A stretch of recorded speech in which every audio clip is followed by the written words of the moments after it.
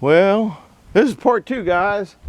I got most of it. I got down to the last 2. I'm pretty good getting there. I had 2 of them. Man, I just kept getting stuck. It just kept getting stuck. They were triple limbs out of 1 chunk of oak, out of 2 chunks of oak, as a matter of fact. So it really hung me up and held me up. But we're still putting along. I did end up putting a pair of mittens on, which they're over here. So now you gotta subtract the jabber. We'll finish it up and then think about subtracting the jabber that I got when I'm not splitting, and figure out how long it took me to cut that.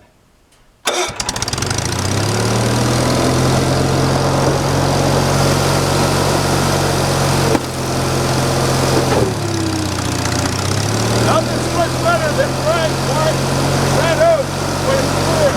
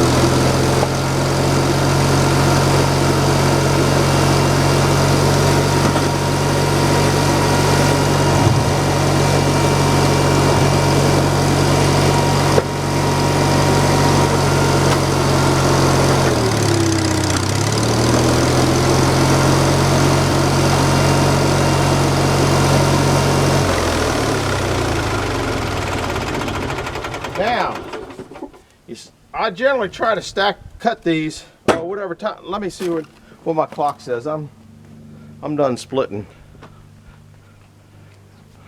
1:53. I don't remember what we started at. We had jabber and at the beginning. I'll calculate it out later. Try to see how long it took me to split. But I'm trying to show. I was stacking wood up. I generally like the wood taller and narrower than a square piece because it dries out faster, it stacks better, which is just something I've been doing for years.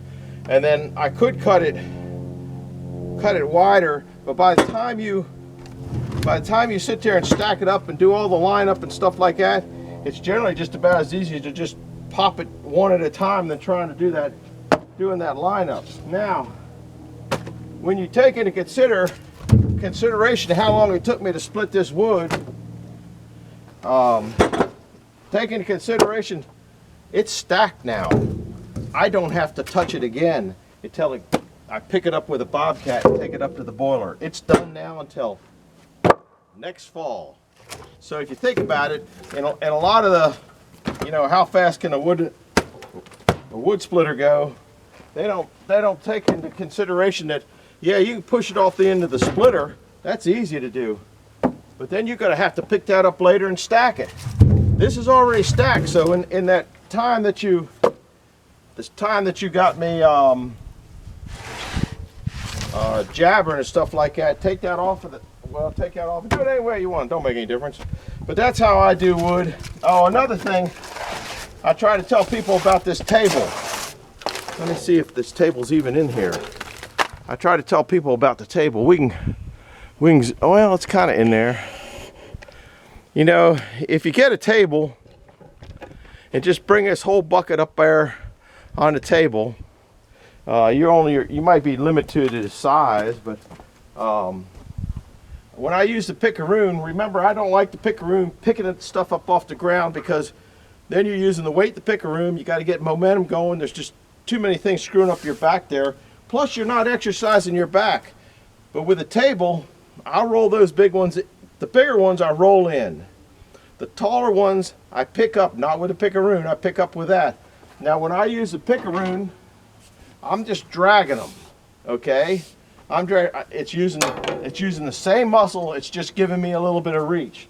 So keep that in mind when you're using a picaroon, that you're picking up the extra weight of the picaroon, you're picking up trying to get momentum to get your log up in some spot.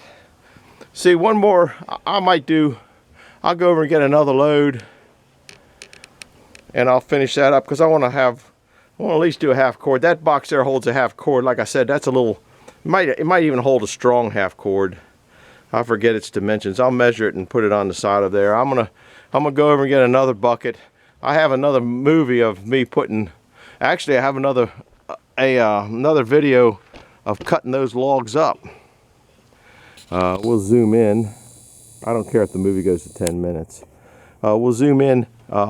Anyhow, I got a movie of cutting those up, so I'm gonna go ahead and bring another, probably what I call a flat bucket over of logs, and I might, I don't know, I might bring up. Not sure what I'm doing. Thinking again. I'm gonna sneeze while I'm gonna do it. Over now.